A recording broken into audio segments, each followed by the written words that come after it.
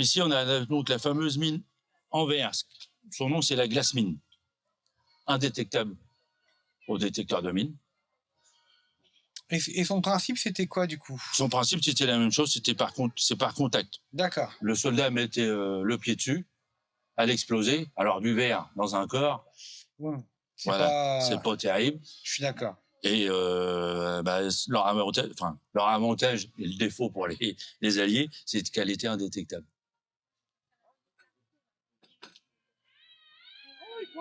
Là, on a la mine en bois, même principe, avec son détonateur et sa charge explosive. Des fois, ils mettaient aussi un petit peu de ferraille dedans pour bien faire, mais c'était rare parce que comme ils voulaient pas qu'elle soit détectée.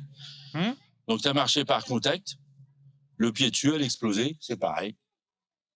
Des dégâts quand même assez importants au niveau des jambes.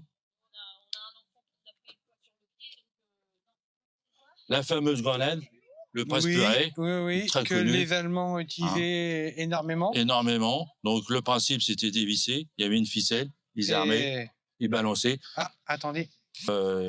Son avantage, c'est qu'avec le manche, elle avait une très grande portée par rapport aux grenades américaines ou françaises. Habituelles, oui. Voilà. Oui. Donc, Mais par contre, cette grenade, parce que du coup, on la connaît bien à la Seconde Guerre mondiale. Est-ce qu'à la Première Guerre mondiale, elle a été utilisée? Ils en avaient aussi. C'est bien ce qui me semblait. J'avais un doute, mais... Ces débuts viennent de la Première Guerre mondiale. Oui.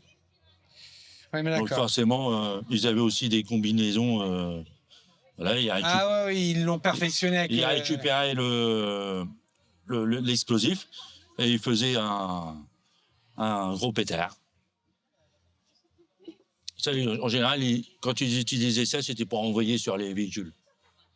Sur les tanks, par exemple? Les tanks, par exemple, ou des véhicules, des automitrailleuses. Tout ce qui est blindé. Tout ce qui est blindé. Parce que, bon, vu le nombre d'explosifs. L'importance, oui. Voilà, donc ça faisait un peu plus de dégâts.